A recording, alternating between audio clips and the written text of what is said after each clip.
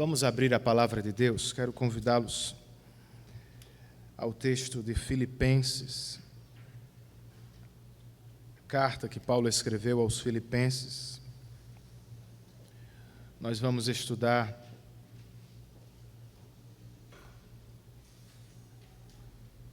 parte do capítulo de número 2.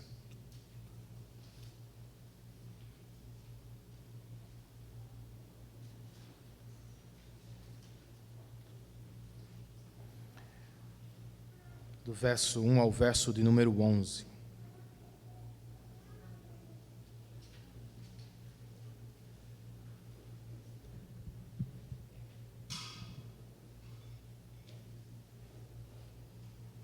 Filipenses capítulo 2, do verso 1 ao verso de número 11. Kael está trabalhando, irmãos.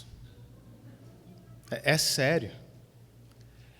Depois de umas fotos que fez com um tio, ele foi convidado para gravar um comercial de TV. Eu e Sabrina aceitamos, e para a alegria de todos, ele realizou um excelente trabalho. Aliás, foi o que sua mãe lhe disse enquanto voltavam para casa depois de 4 longas horas de gravação. Filho, você fez um bom trabalho hoje. Parabéns. Cansado, mas bastante feliz, irmãos. Ele respondeu à mãe com uma pergunta um tanto quanto perturbadora. Ele disse: mãe, agora que eu estou trabalhando, eu já posso namorar? Sabrina, é claro, jogou um balde de água fria no menino, explicando que namoro era algo para mais tarde, para depois. E eu fiquei pensando comigo mesmo, na mente dele, terá Kael trabalhado em vão então? Será que ele desanimou com a fala da mãe, irmãos? Aliás, quem nunca, hein? Quem nunca desanimou nesta vida? É como você se encontra às portas deste Natal, desanimado com o ano de pandemia, com os resultados do trabalho, com os problemas familiares, com o fraco desenvolvimento de sua própria vida cristã. Onde encontramos alegria em dias assim, em dias de desânimo ou dias de luta. Filipenses 2, irmãos, ou a primeira parte deste capítulo, está aqui para nos ajudar. Para começar, no entanto, eu quero ler com vocês os últimos 2 versos do capítulo 1, só para retomar de onde paramos. Filipenses 1, versos 29 e 30. O texto inspirado nos diz: pois a vocês foi dado o privilégio de não apenas crer em Cristo, mas também de sofrer por Ele, já que estão passando pelo mesmo combate que me viram enfrentar e agora ouvem que ainda enfrento. Vamos orar? Senhor, nós queremos repetir as palavras do salmista, que disse no Salmo de número 119, sou peregrino nesta terra, ó Deus, por isso não escondas de mim os teus mandamentos. É o que somos, peregrinos nesta terra, e é do que precisamos, ó Deus, de teus mandamentos, tuas direções. Nós carecemos de tua voz. Por isso te rogamos, Espírito, auxilia-nos. Ajuda-nos a ouvir, a entender e a responder de modo apropriado à voz do nosso Deus. Oramos assim em nome de Cristo e por amor a Ele. Amém.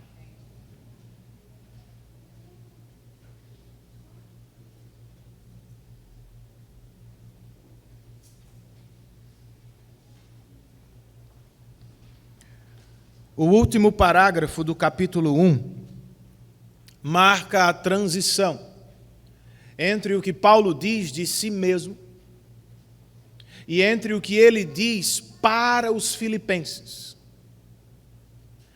É uma transição entre a introdução e o desenvolvimento da epístola. E de acordo com o que acabamos de ler, Paulo não é o único que sofre, irmãos. Os filipenses também estão sofrendo.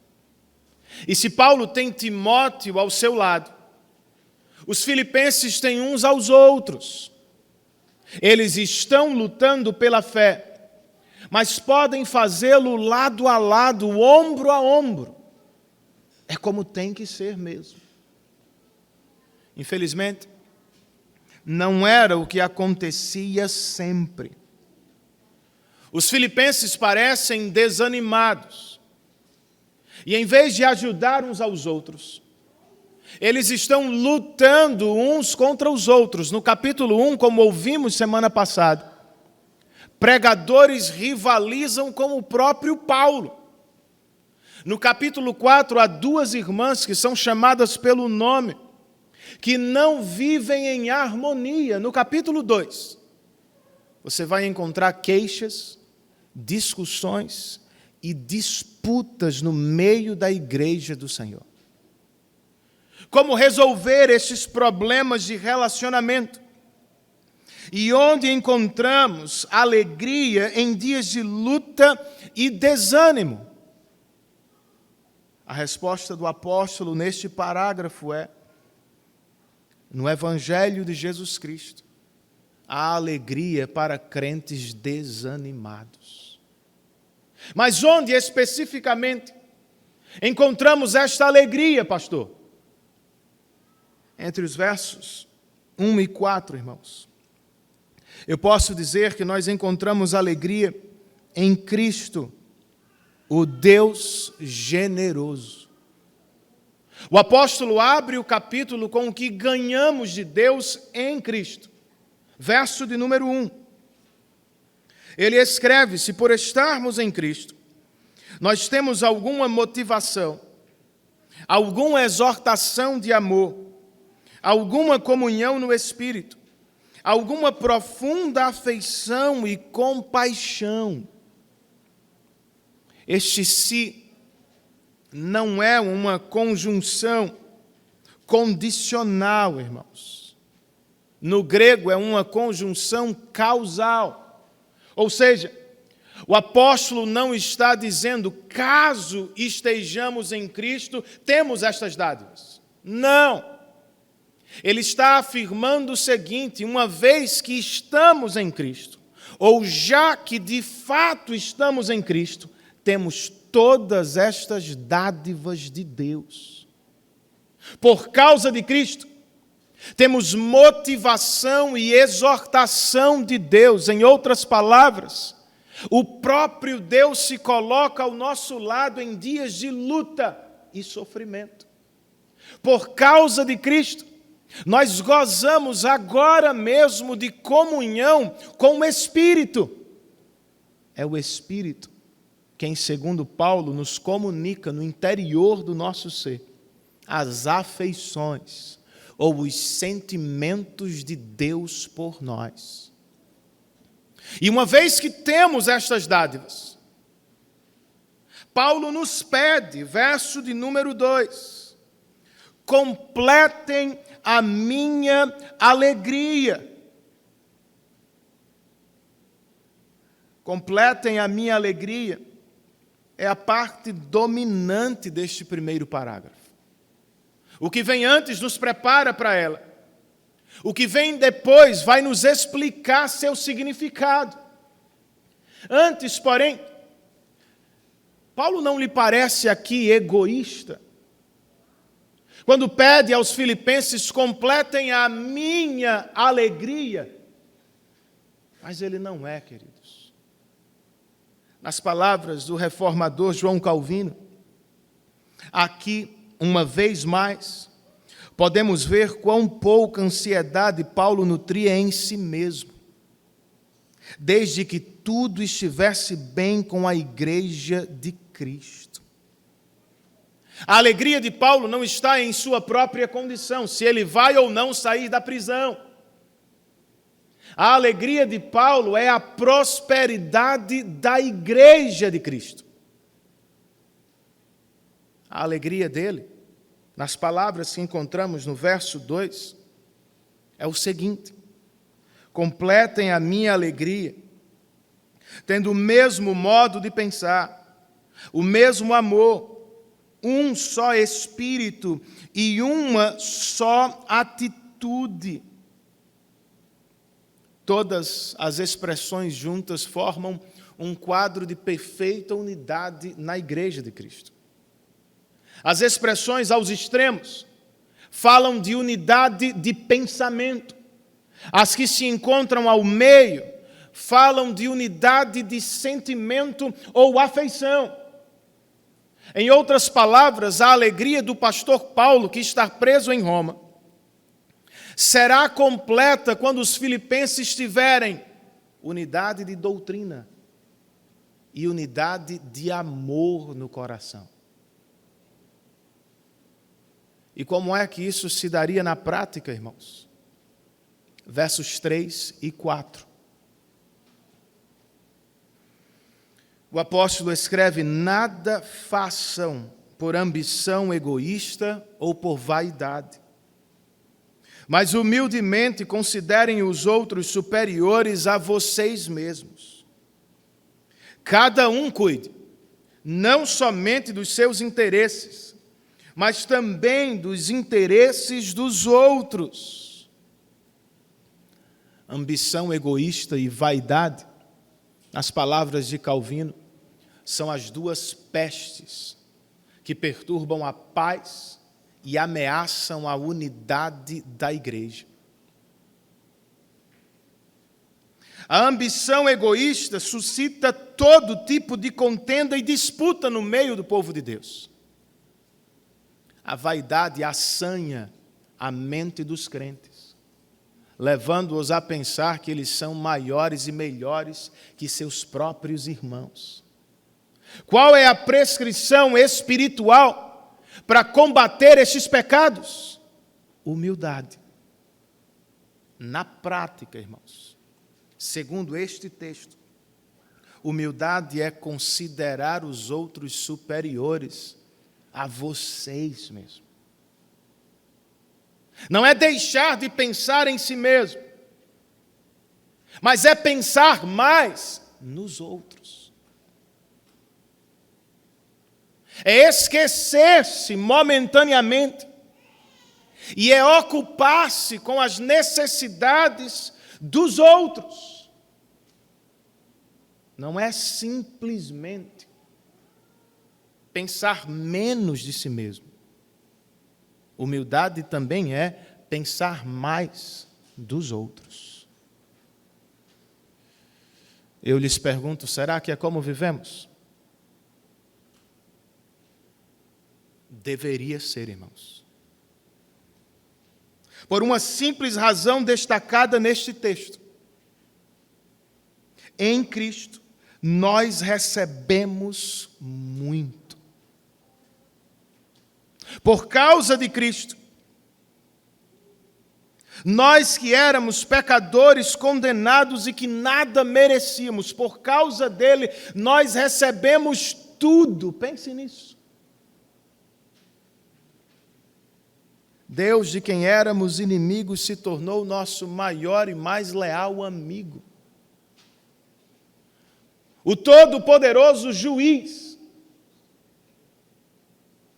que podia nos condenar de maneira justa e santa, resolveu nos proteger em seu Filho, se colocou ao nosso lado. O Espírito Santo, de quem nada sabíamos, nos oferece a maior dádiva da vida, comunhão com o Deus Todo-Poderoso, irmãos. Ele nos comunica os sentimentos de Deus por nós, é muita coisa. Será que é com que nos alegramos na vida? Paulo se alegra neste texto com a prosperidade da igreja. E a igreja alegra seu pastor que está preso, lutando pela unidade. Líderes e oficiais de nossa igreja, nós nos alegramos com o crescimento espiritual de nossos irmãos. É por isso que trabalhamos. É com o que temos nos ocupado. Em quem você investiu durante o ano.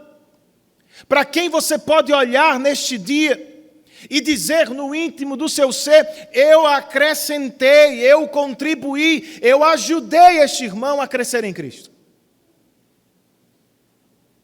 E os crentes? Como é que crentes alegram seus pastores, irmãos?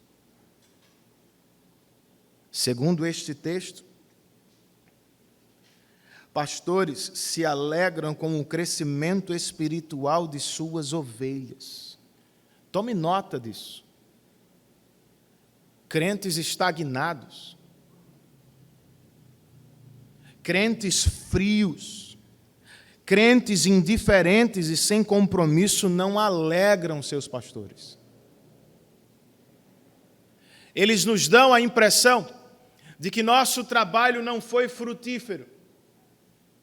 Ou pior, eles nos dão a impressão de que não nasceram de novo ainda.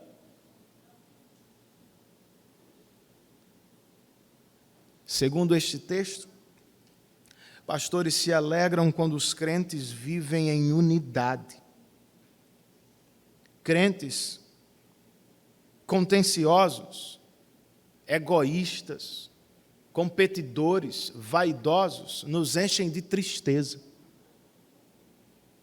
Pois em vez de ajudar a cuidar do rebanho, estes irmãos dividem a igreja, isolam ovelhas e trazem os maiores males àqueles que são mais inexperientes entre nós. Se não é como quer viver, meu irmão,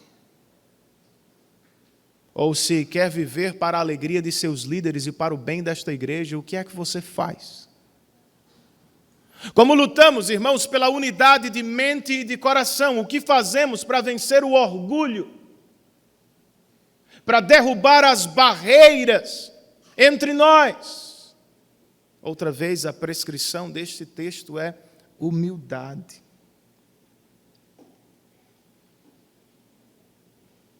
Não seja devoto de si mesmo. Não se encante demais com você. Não lhe dê muito tempo para pensar somente em si, para olhar somente para si. Você não é tudo isso sozinho e à parte de Cristo. Nós não merecemos toda essa atenção e tempo. Em vez disso, olhemos mais, irmãos. Olhemos sempre para Cristo Jesus, nosso Redentor. Pois tudo o que temos, tudo o que somos, vem dele e através dele. É fruto da graça de Deus e não do seu esforço. É conquista da obra de Cristo e não do meu braço. Logo, fitemos o Salvador. E, consequentemente, olhemos para os nossos familiares e amigos como pessoas importantes aos olhos de Deus, a quem devemos servir, e não como pessoas de segunda categoria que existem para a nossa glória. Não é assim. É como crentes devem viver, e é com que Paulo queria se alegrar, irmãos.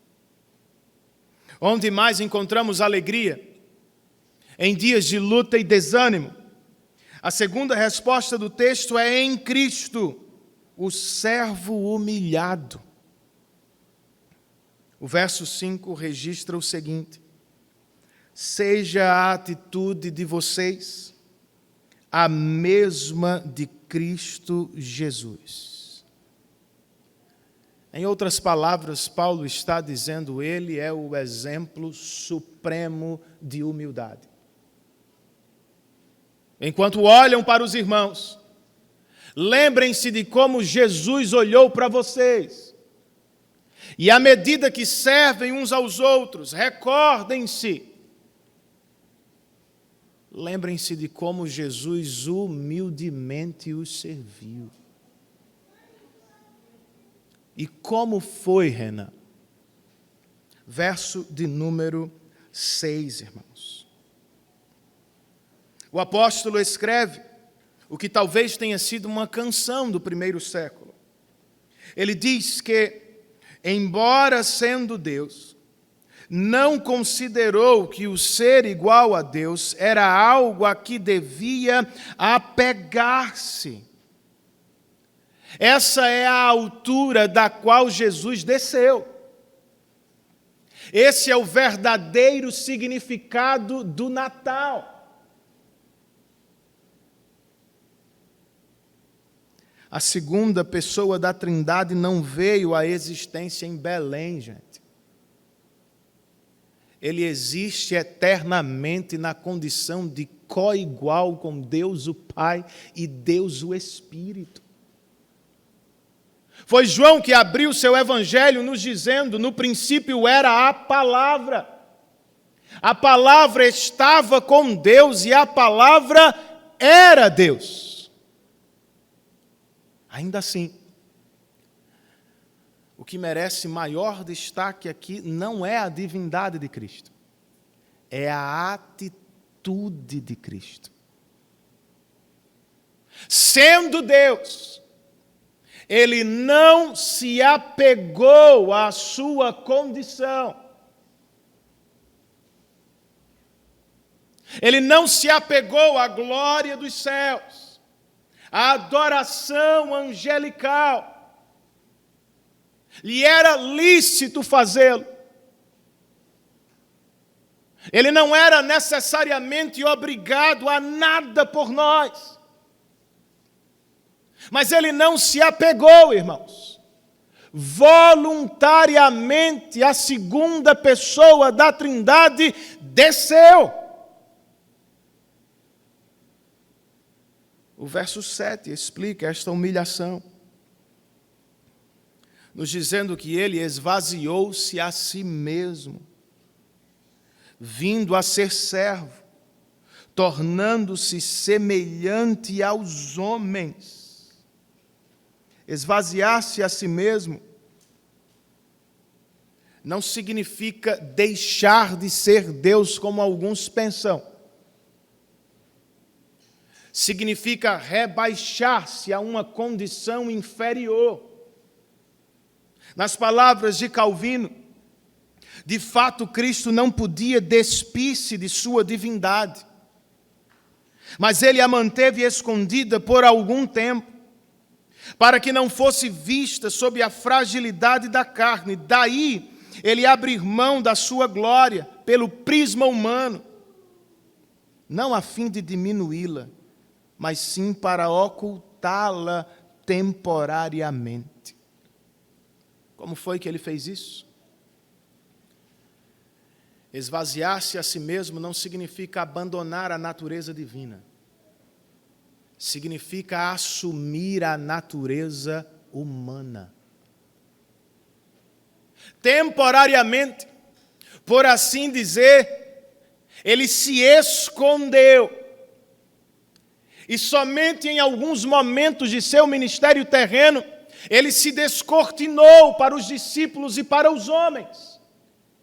Mas aos olhos humanos, ele era, porque de fato agora é mesmo, semelhante aos seres humanos. E tem um detalhe, irmãos. Ele não nasceu em um palácio. Ele nasceu em uma manjedoura. Não nasceu como o rei, nasceu como servo de todos. E com que propósito, pastor? Ou por que Jesus desceu? Por que nasceu? Verso de número 8, irmãos. É a resposta.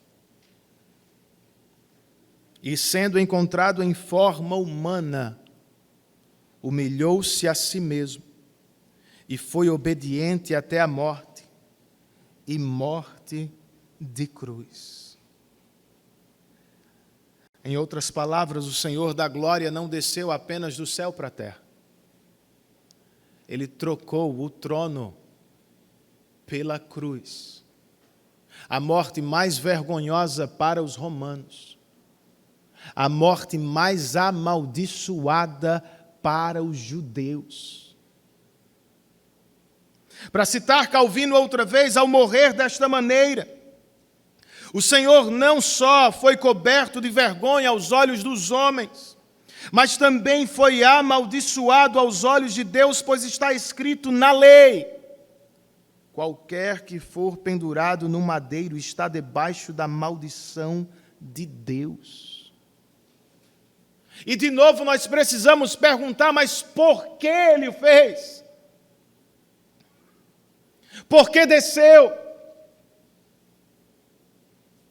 Por que morreu? E por que se colocou voluntariamente sob a maldição de Deus?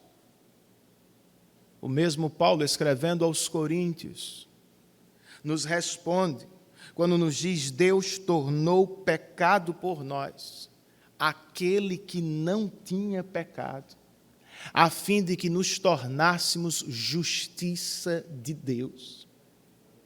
Aos Gálatas, o próprio Paulo diz: Cristo nos redimiu da maldição da lei, quando se tornou maldição no nosso lugar. Ou seja, irmãos, Jesus nasceu para morrer. E ao morrer, Ele estava nos salvando da ira perfeita de Deus. Eis a essência do Natal. Se nos próximos dias alguém lhe perguntar o que é o Natal, uma resposta bíblica e breve pode ser: é salvação. Você pode dizer: Jesus nasceu para nos salvar da ira do próprio Deus. Ele nasceu para nos salvar de Deus. De Deus. Exatamente. Já contei aqui algumas vezes, mas eu vou repetir, irmãos. Estava numa livraria com um jovem da igreja quando me deparei com o livreto de Sproul. Salvos de quê? Rapidamente eu disse ao jovem: a tese do livro é: nós somos salvos por Deus, nós somos salvos para Deus, e nós somos salvos de Deus. A vendedora tomou um susto e gritou de onde ela estava: mas de Deus! Detalhe, a livraria era numa igreja. Não, não pode ser, este teólogo está equivocado. Eu perguntei: mas você pecou contra quem? De quem era a lei que você quebrou? Quem é o juiz de toda a terra na sua Bíblia? Espero que ela tenha pensado nas respostas. Nós pecamos contra o Senhor, irmãos. Quebramos a lei do Senhor. Seremos julgados pelo Senhor. Incrédulos serão julgados e condenados ao inferno por Deus, por seus próprios pecados. Crentes são julgados e absolvidos em Cristo por Deus. Na cruz do Calvário, o Senhor estava derramando a maldição da lei sobre Cristo, a fim de que eu e vocês fôssemos poupados eternamente. Isso é Natal, irmãos.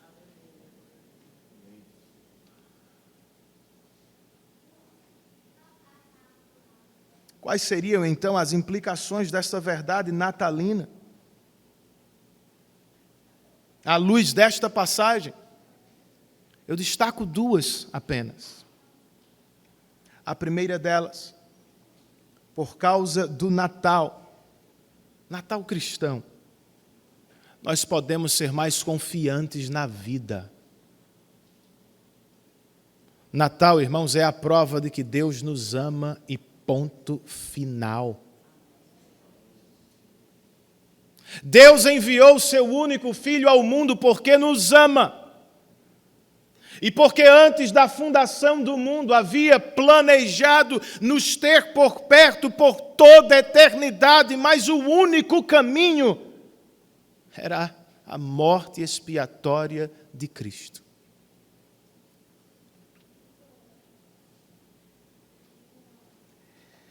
Enquanto eu preparava o sermão, eu me lembrei de uma ilustração de Max Lucado. Tem muito tempo que eu não leio nada dele. Mas um de seus livros foi o mais importante livro que eu li depois da Bíblia na adolescência. Não sei se hoje ele continua do mesmo jeito, mas Nas Garras da Graça foi um dos melhores livros que eu li na adolescência. Alguém aqui leu esse livro? 2 pessoas. 3 pessoas. Esse livro vale a pena, irmãos. Para começar, ele tem uma ilustração. Não sei se Pedro se lembra, se Aldeci se lembra. A ilustração conta sobre certo rei que tinha 5 filhos. O primeiro, o mais velho, trabalhava ao lado do pai e os outros 4 mais jovens viviam brincando no reino. E por isso o pai lhes disse: tenham cuidado com o rio, ele é perigoso.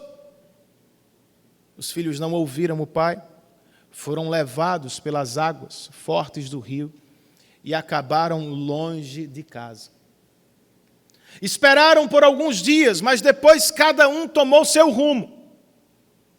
Um se entregou à vida dos nativos da nova terra. O outro construiu uma cabana sobre uma montanha apenas para vigiar os irmãos. Um outro começou a atirar pedras no rio porque dizia: eu vou voltar para casa com a minha própria força. E só um continuou esperando à beira de uma fogueira. Enfim, o filho mais velho chegou e lhe disse: o meu pai me enviou para levá-lo de volta para casa. O menino assustado perguntou: mas ele ainda me ama depois de tudo o que eu fiz? Ao que o filho mais velho respondeu: você acha que ele me enviaria se não o amasse? Natal é prova de amor de Deus. Em Cristo, o Senhor está nos dizendo: eu amo os meus eleitos. Você é amado de Deus, meu irmão. Nós somos amados de Deus, e se somos, por que teremos medo dos homens? Porque você vai se encolher diante de qualquer crise. Nós podemos repetir o que disse Paulo aos Romanos, queridos. Se Deus é por nós, quem será contra nós? Outra implicação natalina que salta desta passagem é por causa do Natal. Nós devemos ser mais humildes. Se o Rei da Glória desceu para nos servir, por que queremos tomar lugares que não nos pertencem, irmãos? Se Ele se humilhou para nos salvar, por que queremos nos exaltar sobre os nossos semelhantes? Não faz sentido. Não é coerente com a vida cristã. O movimento do Natal é: assim como Jesus desceu para nos servir, nós devemos descer para servir uns aos outros. E aqui, irmãos, há uma segurança cristã. A humildade é um sinal externo que fala de uma graça interna. Crentes de verdade pessoas que foram genuinamente alcançadas pelo Senhor, elas se tornam mais humildes na vida. Elas não se tornam mais orgulhosas. Elas não se enchem de si. Elas não tratam os outros como se eles fossem inferiores. Maridos e esposas, pais e filhos, patrões e empregados se tornam servos uns dos outros.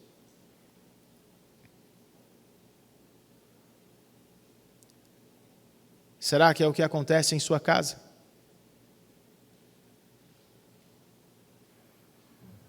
Como você pode servir seu esposo, sua esposa, seus filhos, pais, irmãos em Cristo neste Natal? Tenhamos, queridos, a mesma atitude de Cristo, que para nos salvar se humilhou para nos servir. É onde cristãos tristes e desanimados podem encontrar alegria. E por fim, eu ainda posso dizer que há alegria em Cristo, o Senhor exaltado. Verso 9.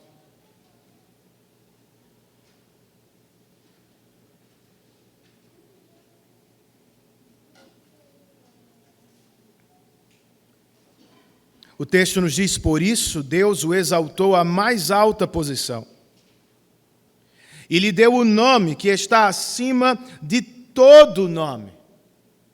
Por isso Deus o exaltou. Nós não estamos falando de algo novo, queridos. Como se Cristo já não fosse exaltado antes deste momento. Não sei se vocês se lembram, mas foi uma oração do próprio Cristo. E João a registrou. Pai, glorifica-me junto a ti, com a glória que eu tinha contigo antes que o mundo existisse. Ele sempre foi exaltado.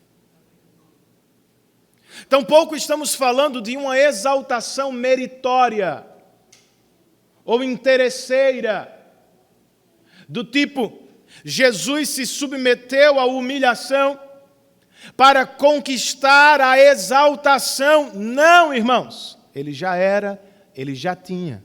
Calvino diz, ele o fez por nós, para a nossa salvação. Deus o Pai exaltou Deus o Filho em sua ressurreição dentre os mortos, em sua ascensão aos céus e em sua coroação na glória celestial. É o que significa a mais alta posição. E lhe deu um nome sobre todo nome. A ideia é, todos, exceto as demais pessoas da Trindade, estão abaixo dele. E ninguém está acima dele. E com que propósito? Ou por que Deus o Pai exaltou Deus o Filho? O que quer a Trindade Santa com este movimento, irmãos? Os versos 10 e 11 nos oferecem a resposta, que bem poderia ser chamada também de a resposta da vida. Pois eles cantam, para que ao nome de Jesus se dobre todo o joelho, nos céus, na terra e debaixo da terra. E toda língua confesse que Jesus Cristo é o Senhor, para a glória de Deus Pai. Porque Deus, o Pai, exaltou Deus o Filho. Adoração, irmãos. O que temos aqui é uma adoração integral. Adoração corporal e adoração verbal. Joelhos se dobram, bocas se abrem e confessam. Temos aqui uma adoração universal. Todo joelho se dobrará e toda língua confessará nos céus, na terra e debaixo dela que Jesus Cristo é o Senhor. O que encontramos aqui é a adoração perfeita e trinitária. Deus o Pai exalta Deus o Filho. Mas ao final do texto, eu espero que você tenha visto isso. Deus o Filho dá a Deus o Pai a glória. As pessoas da Trindade Santa vivem para exaltar umas às outras. É como também deveria ser entre os homens. Antes, porém, de colocar a aplicação num plano horizontal, vamos dar atenção ao que é vertical e mais importante. De acordo com o que ouvimos nesta canção de Filipenses, e na verdade, segundo toda a Bíblia, eis o propósito de nossa existência, irmãos. Fomos criados para adorar a Deus. É aqui que encontramos nossa maior alegria. E é aqui também onde temos o nosso maior problema. Por quê, pastor? Porque desde que ouvimos a serpente, nossos pais nos representaram no Éden, nós passamos a acreditar que alegria significa tomar o lugar de Deus. No dia em que comerem do fruto, os olhos de vocês serão abertos e vocês serão como Deus. São as palavras exatas da serpente. E desde então é como temos vivido, irmãos.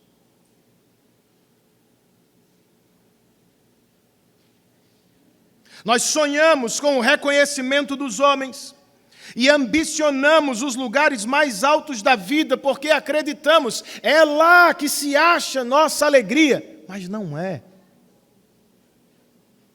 Estamos procurando nos lugares errados.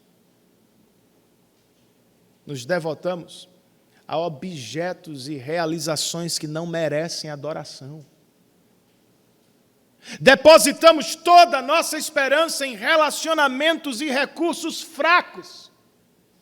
Por natureza, eles não podem nos alegrar duradouramente. Amigos do Evangelho, nós não fomos feitos para olhar de cima para baixo para ser o ninguém. Todos fomos criados para olhar de baixo para cima, para alguém maior, infinitamente mais belo do que nós mesmos. Você foi criado para conhecer o Deus que se revela e fala na Escritura. Eu fui criado para me prostrar em adoração ao Deus que enviou o seu único e maravilhoso Filho para se humilhar e morrer na cruz no meu lugar. Não há verdadeira alegria fora de Cristo. Nada vai lhe preencher, querida. Nada vai lhe completar. Tudo o que precisamos está em Cristo. Volte-se para Ele. Prostre-se em adoração diante o Cordeiro de Deus. Na prática, Renan, como adoramos este Senhor exaltado, segundo o texto, na igreja e no mundo? Na igreja, irmãos, nossa adoração precisa ser integral e verdadeira. Nós não podemos cantar apenas com a boca. Nós precisamos nos render no coração. Você não pode apenas cantar as coisas certas. Nós precisamos fazê-lo com envolvimento emocional. Ao mesmo tempo, nós não podemos apenas sentir. Nós precisamos adorar a Cristo com as confissões corretas.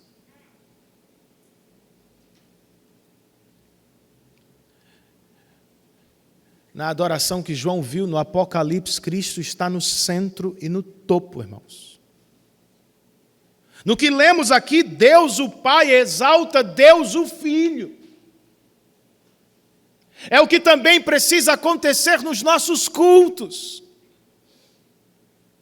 Nós precisamos falar bem de Cristo a Cristo. Mentes e corações precisam se render a Cristo. Pregações e canções precisam expor e dar glória à obra de Cristo.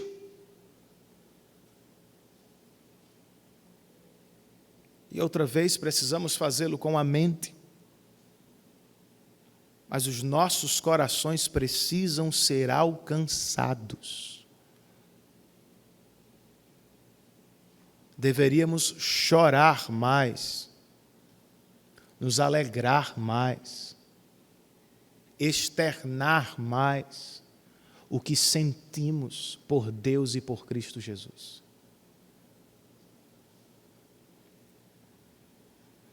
No mundo, irmãos, nossa adoração deve ser pública e comprometida. Dobrar os joelhos e confessar com a língua que Jesus é o Senhor não são atos litúrgicos meramente. São atos públicos de uma vida cristã autêntica. Não somos servos de Deus só aos domingos. Somos servos de Cristo em todo tempo e em todo lugar. Não nos prostramos ao Senhor enquanto cantamos ou ouvimos a palavra somente. Crentes vivem sob o senhorio de Cristo em casa, no trabalho e na igreja. Cristãos genuínos são assim. Eles vivem mais para Deus e menos para si, consequentemente. Agora, falando da parte horizontal da aplicação. Eles vivem menos para si e mais para os outros, irmãos. Com a exaltação que Deus o Pai dá a Deus o Filho, e com a glória que Deus o Filho dá a Deus o Pai, Paulo está dizendo, é assim que vocês deveriam viver. A ambição egoísta deve dar lugar à exaltação alegre dos irmãos. E no lugar da vaidade passageira tem que se encontrar elogios piedosos que lembrem a adoração e a harmonia da Trindade.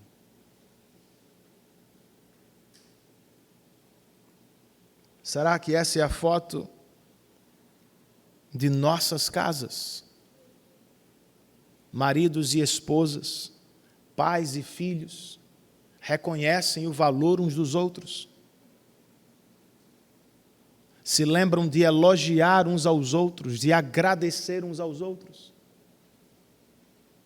Será que é o que vivemos no ambiente de trabalho, irmãos? Conseguimos lembrar do que os outros fazem? Louvá-los por suas obras? Ou será que sempre temos que ser os melhores? Você consegue falar bem do seu competidor? E na igreja do Senhor, será que é este relacionamento que nos caracteriza? Você fala mais bem ou mal de seus irmãos? Quando as oportunidades surgem, você aproveita para exaltar a contribuição deles ou para diminuí-las?